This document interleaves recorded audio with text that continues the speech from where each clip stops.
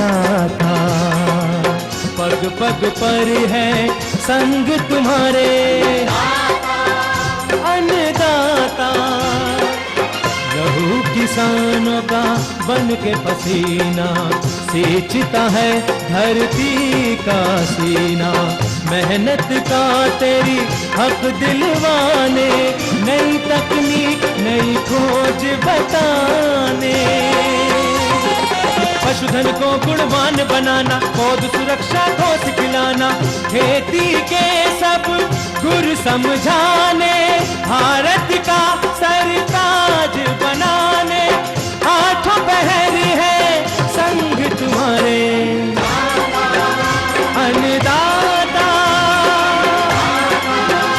अन्नदाता। नमस्कार, मैं हूं आपके साथ निदा अहमद। आप सभी दर्शकों का अन्नदाता कार्यक्रम में स्वागत करती हूं। हर रोज की तरह कार्यक्रम में लेकर आई हूं खेतीबाड़ी से जुड़ी हुई बहुत सी लाभकारी जानकारियां। तो चलिए सबसे पहले देखते हैं क्या है विशेष आज के कार्यक्रम में। आधुनिक तरीके से स्ट्रॉबेरी की खेती, कम समय में अधिक आय का जरिया। प्याज की फसल को क्षति पहुंचाने वाले कीट रोगों के नियंत्रण व उपाय।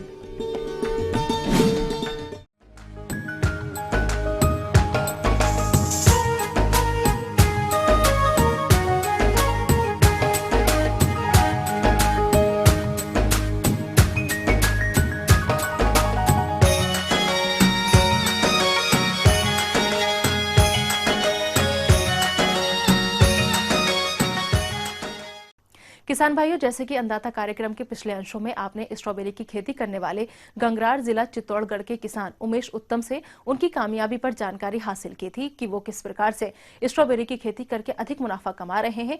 आज की कड़ी में हम आपके लिए जानकारी लेकर आए हैं कि जो किसान स्ट्रॉबेरी की खेती करना चाहते हैं वो स्ट्रॉबेरी की खेती आधुनिक तकनीक से करके कम समय में और भी ज्यादा मुनाफा कमा सकते हैं। तो इसकी खेती की आधुनिक तकनीक क्या है, आइए जानते हैं डॉक्टर एस के भाटिया से। जो शब्द स्ट्रॉबेरी है वो इसलिए बना हुआ है कि इसके जो फ्रूट हैं वो ज़मीन की बजाय किसी घास फूस पे या स्ट्रॉ पे या मल्च पे लगे, इसलिए इसका नाम स्ट्रॉबेरी है। और हम ये चाहते हैं कि बजाय हम इसको ज़मीन के, अगर इसको हम ट्रेली सिस्टम पे लाएं। स्ट्रॉबेरी की खेती करने की नई तकनीक के अंतर्गत पौधों को अलग अलग तरीकों से लगाकर शोध किया, तो उन्होंने कौन सी स्ट्रॉबेरी की खेती करने की प्रणाली को किसानों के लिए फायदेमंद बताया। आइए जानते हैं उन्हीं से। उसमें हमने जो लगाया है एक हॉरिजॉन्टल सिस्टम है, हॉरिजॉन्टल के अलावा एक हॉरिजॉन्टल प्लांट्स हैं स्लांटिंग पोजीशन में, दूसरे स्लांटिंग प्लांट हैं स्लांटिंग पोजीशन में, चौथा जो सिस्टम लगाया हमने वो प्लांट भी वर्टिकल है, सिस्टम भी वर्टिकल है।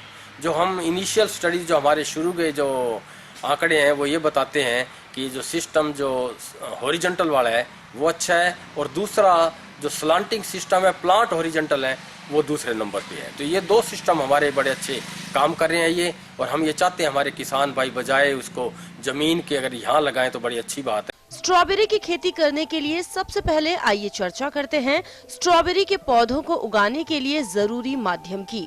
तो स्ट्रॉबेरी उगाने के लिए कौन कौन से अवयवों की जरूरत पड़ती है, आइए जानते हैं। और इसमें जो हमने पाइपों के अंदर जो मिश्रण डाला है वो उसमें ज़मीन का कोई मिट्टी का हिस्सा नहीं है, सिर्फ इसके अंदर कोकोपीट है, साथ में वर्मिकोलाइट है, और साथ में कई जगह हमने मिक्सचर कर रखा है वर्मी कंपोस्ट का। ठीक है, वर्मी कंपोस्ट में थोड़ी मिट्टी है, बाकी हम ये कहेंगे भी एक सॉइललेस कल्चर बोलते हैं। एक शब्द आजकल चला हुआ है हाइड्रोपोनिक्स। तो हाइड्रोपोनिक्स का तो मतलब ये होता है कि बिल्कुल पानी के अंदर, और ये हाइड्रोपोनिक्स से मिलता जुलता है। इसमें पानी नहीं है, पानी की जगह सॉइललेस बिना मिट्टी का एक हमारा मीडिया है, उस मीडिया के अंदर हम इसको ग्रो करते हैं। और इसमें जो पानी देने का सिस्टम है वो भी ड्रिप सिस्टम से है, और साथ में जो फर्टिगेशन हम उसमें 100 ppm से लेकर 250 ppm तक अलग अलग कंसंट्रेशन में मैक्रोन्यूट्रिएंट और माइक्रोन्यूट्रिएंट मिला के लगाते रहते हैं। अक्सर देखा गया है कि किसान भाई स्ट्रॉबेरी की खेती खुले प्रक्षेत्र में करते हैं, जिससे एक तो उनकी फसल में रोग आने की संभावना ज्यादा रहती है और दूसरा उन्हें फसल से कम उपज की प्राप्ति होती है। इसी समस्या को देखते हुए डॉक्टर एस के भाटिया द्वारा अपनाई गई तकनीक से स्ट्रॉबेरी के पौधे लगाने के क्या लाभ हैं, आइए जानते हैं उन्हीं से। मैं सबसे ज्यादा इसका जो फायदा ये है जो ट्रैली सिस्टम है कि हम एक यूनिट के अंदर जो डेंसिटी है प्लांट की वो 3 गुना तक ले जा सकते हैं, 3 से 4 गुना तक। इसका अर्थ ये हुआ कि जो हमारे एकड़ के अंदर हम प्लांट्स लगाते हैं करीब 35,000 या 36,000, इस सिस्टम के अंदर हम लगा सकते हैं उसको। अगर 3 गुना हो जाते हैं तो ये करीब हो जाएगा 1,10,000 के आसपास। तो 1,10,000 जब हम प्लांट लगाएंगे और थोड़ा बहुत पैदावार के अंदर बिल्कुल थोड़ा सा अंतर आएगा, तो इसका अर्थ ये हुआ कि हम करीब 2 गुना या 3 गुना ज़्यादा पैदावार ले रहे हैं। और पैदावार भी ऐसी ले रहे हैं, क्वालिटी यूँ अच्छी आएगी कि ज़मीन से फ्रूट टच नहीं हो रहा, इसलिए वो बहुत अच्छा उसकी क्वालिटी रहेगी, सफाई भी रहेगी, ख़राब भी नहीं होगा। ये इसमें ज़रूर है कि दूसरी जो हम फसलें लगाते हैं वीट की या पैडी की, उससे ज़रूर इसमें इनकम 2 गुना 3 गुना ज़्यादा है। इसका जो यूज़ है, एक हम बोलते हैं टेबल पर्पज़, तो वो बोलते हैं फ्रेश खाना, फ्रेश खाने में। और दूसरा आप देखते हैं इसके स्ट्रॉबेरी के जो जैम है, थोड़ी सी जैम में दिक्कत है। इसका जो अकीन्स, इसका जो बीज है वो कई बार कट की आवाज़ देता है। बाकी इसका जो स्ट्रॉबेरी में और में बड़े ज़्यादा यूज़ है। प्रोसेसिंग के अंदर प्रोडक्ट्स, जितने भी प्रोडक्ट्स हैं उनमें इसकी मिक्सिंग है, इससे बनते हैं। और ज़्यादा डायरेक्ट यूज़ है जिसको टेबल पर्पज़ बोलते हैं, उसमें भी है। तो ये थी कुछ उपयोगी जानकारियां। अब लेते हैं एक छोटा सा ब्रेक, जल्द लौटेंगे और कार्यक्रम में आगे है महत्वपूर्ण जानकारियां। बने रहिए हमारे साथ।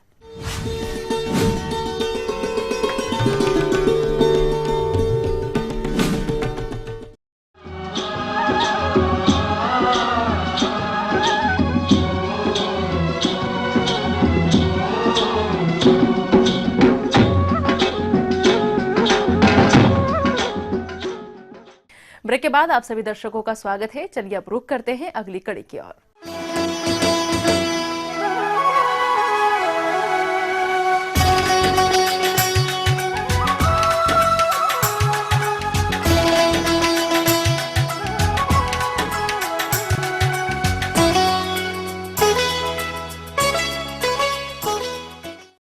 हमारे राज्य के जो किसान भाई रबी प्याज की खेती कर रहे हैं, उनकी फसल अभी बढ़वार की अलग अलग अवस्थाओं पर है। लेकिन इस समय मौसम में हो रहे बदलाव की वजह से फसल पर रोग व कीटों का प्रकोप देखने में आ रहा है और इनका नियंत्रण नहीं किया गया तो फसल कमजोर हो जाएगी और ऐसी फसल से आगे चलकर कम उपज मिलेगी। तो आप प्याज की फसल को हानि पहुंचाने वाले इन रोग व कीटों का नियंत्रण कैसे करेंगे, इस बारे में विस्तार से जानकारी दे रहे हैं कृषि विज्ञान केंद्र झाबुआ के कृषि वैज्ञानिक डॉक्टर R.K. यादव।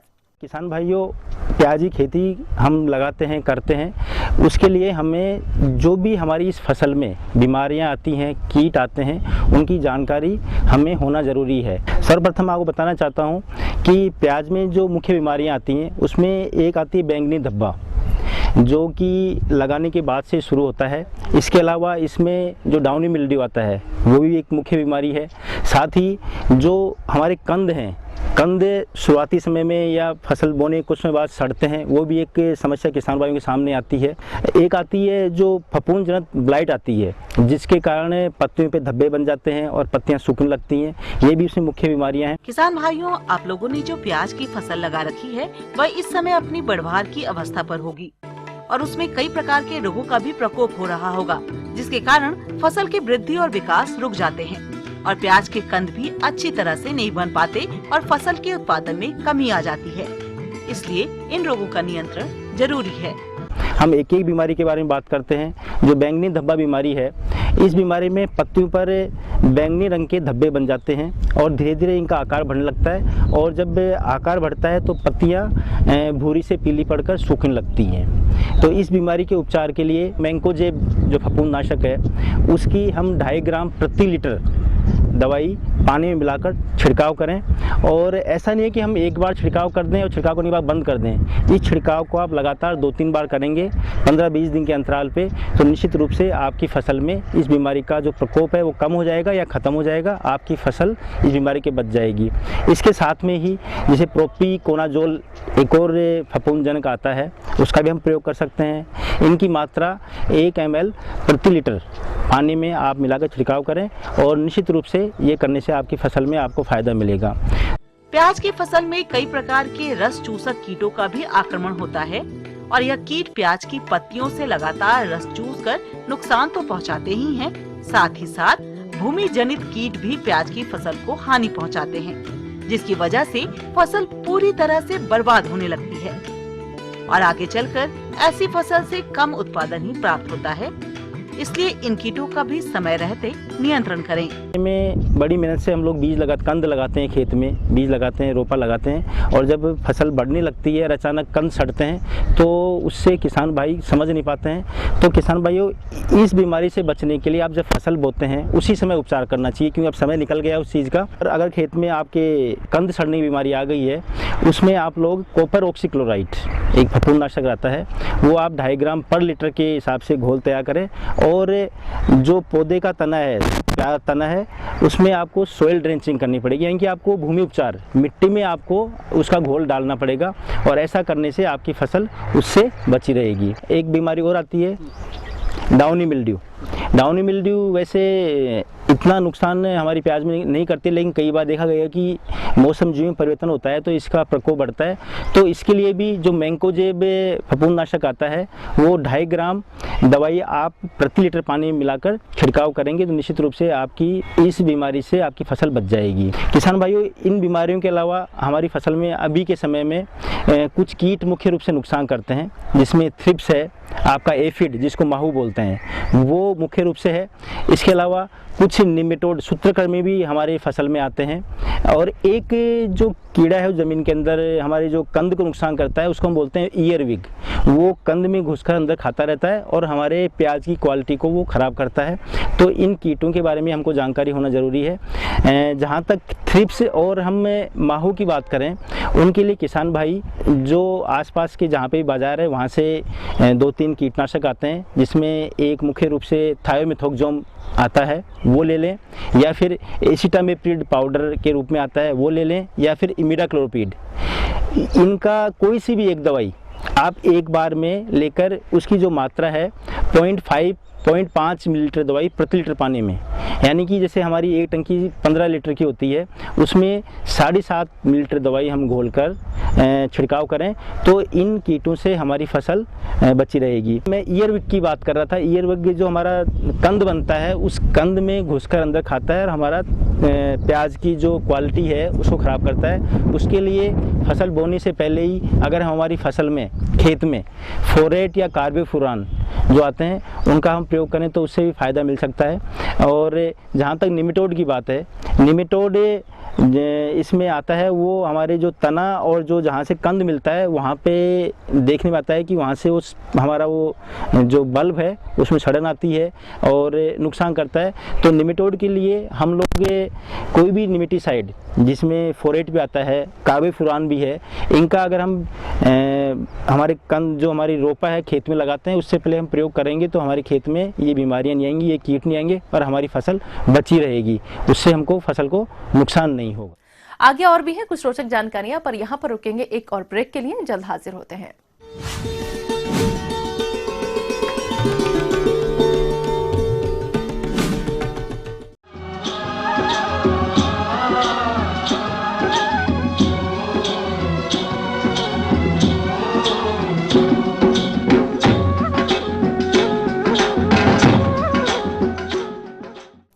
ब्रेक के बाद एक बार फिर से आप सभी दर्शकों का अन्नदाता कार्यक्रम में स्वागत है। बढ़ते हैं अगली प्रस्तुति की ओर।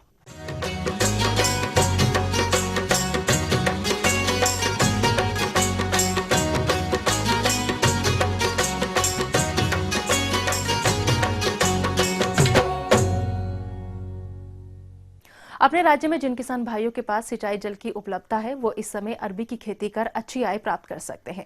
लेकिन आप अरबी की फसल से अच्छा उत्पादन तभी ले सकते हैं जबकि आप इसकी बुआई वैज्ञानिक प्रबंधनों को ध्यान में रखकर करेंगे। तो कौन कौन से हैं ये प्रबंधन, आइए जानते हैं। किसान भाइयों, वैसे तो अरबी की खेती 2 सीजन में, 2 मौसम में होती है, ग्रीष्मकालीन और वर्षाकालीन। ग्रीष्मकालीन अगर अरबी की खेती करते हैं तो उसे फरवरी माह में लगाते हैं, और अगर वर्षाकालीन लगाते हैं अरबी तो उसे जून माह में लगाते हैं। सबसे पहले ये देखना होगा कि आपके पास सिंचाई की व्यवस्था उत्तम है कि नहीं। अगर सिंचाई की पक्की व्यवस्था आपके पास नहीं है तो आप ग्रीष्मकालीन यानी फरवरी में अरबी नहीं लगाइए, क्योंकि इसमें सिंचाई की बहुत आवश्यकता पड़ती है। उस समय गर्मी पड़ती है, इसलिए सिंचाई की बारंबार आवश्यकता पड़ती है। करीब 5 से 7 सिंचाई की आवश्यकता पड़ती है इसमें। अरबी से ज्यादा पैदावार लेने में भूमि की तैयारी की एक विशेष भूमिका रहती है। यदि हमारे किसान भाई ठीक तरह से खेत को तैयार नहीं करते हैं तो बीज का अंकुरण सही तरह से नहीं हो पाता है। इसके चलते उपज में भारी गिरावट देखने को मिलती है। इसीलिए अरबी की खेती के लिए भूमि चयन से लेकर प्रजातियों के चुनाव तक किन किन बातों को ध्यान में रखना पड़ता है, आइए जानते हैं। उसके बाद अब आते हैं कि खेत कैसी होनी चाहिए, मिट्टी कैसी होनी चाहिए। तो भाई जो भी कंदमूल की फसलें हैं उसके लिए हल्की मिट्टी होनी चाहिए। इसके लिए सबसे अच्छी मिट्टी बलुई दोमट मिट्टी है। उसके बाद में अब खेत की तैयारी पे आते हैं। तो इसके लिए खेत की तैयारी, एक बार मिट्टी पलटने वाले हल से करीब 20 से 25 सेंटीमीटर की गहराई तक जुताई करते हैं। उसके बाद कल्टीवेटर से 2 बार या देसी हल से 2 बार जुताई करके पाटा दे देते हैं। किसान भाइयों, बीज की बुआई करने मात्र से ही हमें अच्छी उपज की प्राप्ति नहीं हो सकती है। इसके लिए जरूरी है कि हमें फसल की अच्छी वृद्धि और विकास के लिए फसल में संतुलित पोषक तत्वों को देना होगा। किसान भैया ध्यान रखें कि अंतिम जुताई के समय ही करीब 10 से 15 टन कंपोस्ट या गोबर की सड़ी हुई खाद उसमें अच्छी तरह मिला दें और जो उर्वरक की संपूर्ण मात्रा है उसका अंतिम जुताई के समय ही आप फास्फोरस की पूरी मात्रा और 1/3 नाइट्रोजन, नेत्रजन तथा पोटास की मात्रा को मिट्टी में अच्छी तरह मिला दें। उसके लिए आपको करीब 375 kilogram single super phosphate, 60 kilogram urea और 45 किलोग्राम MOP यानी म्यूरेट ऑफ पोटास की ज़रूरत पड़ती है। इसके बाद किसान भाई आप आइए कि कौन सी इसकी उन्नत किस्में हैं। तो बिहार के लिए अनुशंसित उन्नत किस्में राजेंद्र RB1, मुक्ता केसी और सहस्त्रमुखी है। अब इसकी 1 हेक्टेयर के लिए करीब 13 से 16 क्विंटल कंद की आवश्यकता पड़ती है। जो किसान भाई अरबी की बुआई करना चाहते हैं उन्हें पौधों की उचित संख्या के लिए बीजों की बुआई एक निश्चित दूरी पर करनी चाहिए, जिससे फसल की बढ़वार हो और दूसरी ओर कीटों का प्रकोप न हो।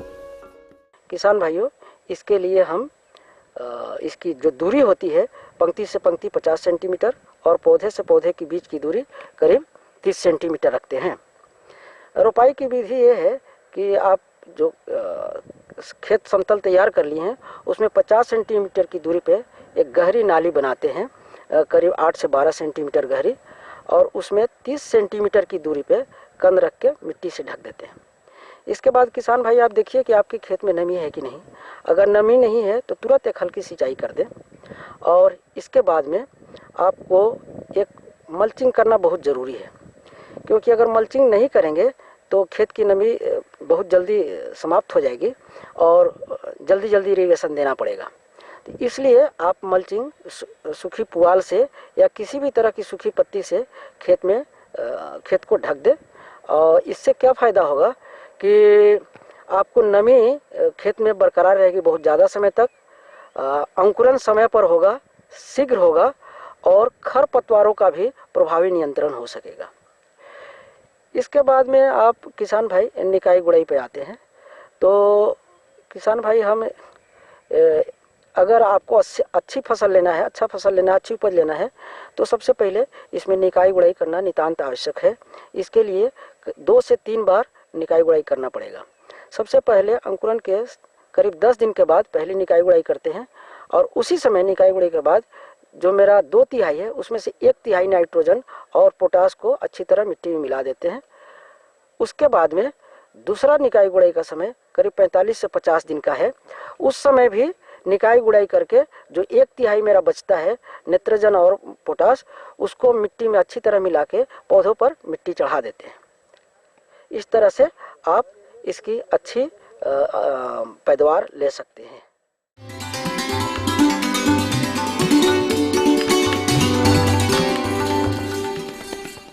अन्नदाता हेल्पलाइन निःशुल्क फोन संपर्क सेवा के माध्यम से आपके द्वारा पूछे गए कृषि से जुड़े प्रश्नों में से 1 या फिर 2 महत्वपूर्ण प्रश्नों को हम अपने कार्यक्रम में शामिल करते हैं।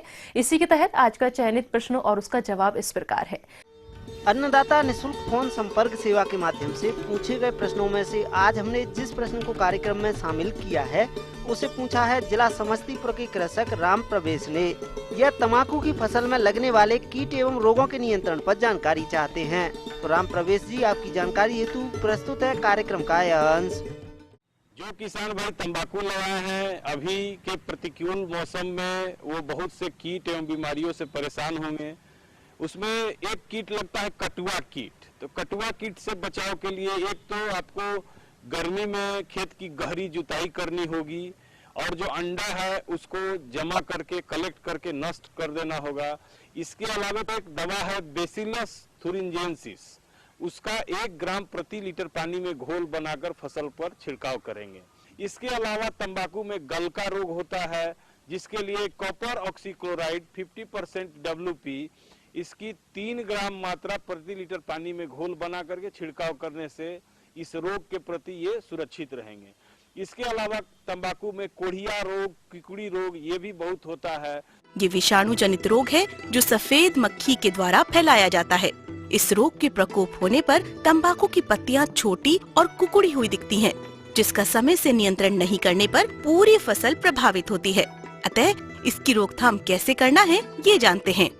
ये विषाणु जनित है, इसलिए इसमें सबसे पहले जैसे ही नजर आए उस पौधे को उस खेत से दूर हटाकर नष्ट कर दे, खेत को साफ सुथरा रखे, खरपतवार मुक्त रखे।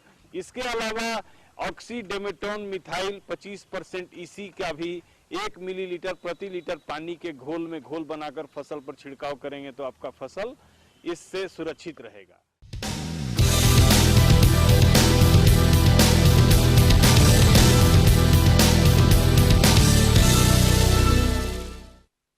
राज्य की विभिन्न मंडियों में कृषि उत्पादों के चढ़ते उतरते बाजार भाव की संक्षिप्त जानकारी इस प्रकार है।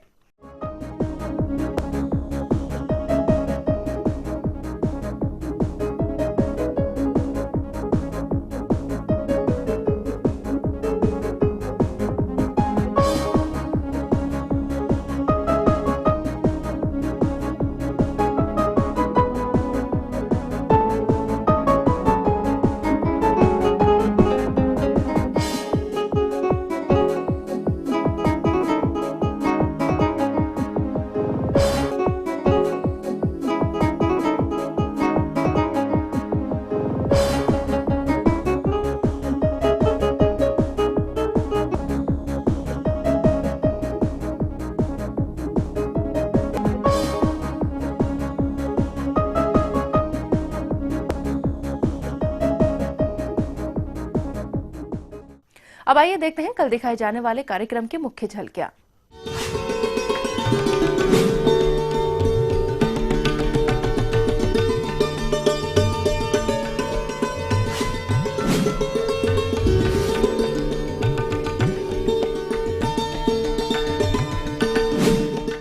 हम ये उम्मीद करते हैं कि आज का कार्यक्रम आप सभी दर्शकों के लिए उपयोगी रहा होगा।